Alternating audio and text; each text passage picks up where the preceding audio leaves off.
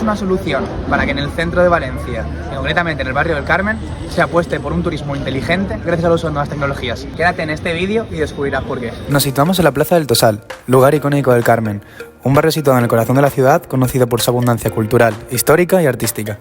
Con el fin de conectar en tiempo real a los visitantes y todas las alternativas que el barrio ofrece, presentamos Conecta Valencia. En ella, los usuarios pueden hacer planes personalizados accediendo en tiempo real a información clave como presupuestos, horario y acceso.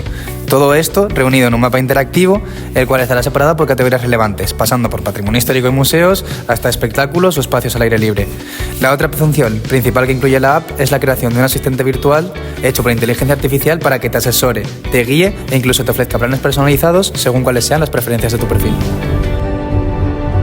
Por eso, esperamos que nuestra aplicación pueda ofrecer una experiencia 100% personalizada a cada persona que visite el barrio de Valencia y así no se pierda desde monumentos históricos como las Torres de Serrano hasta cada uno de los exóticos y ocultos rincones que esconde el barrio del Carmen.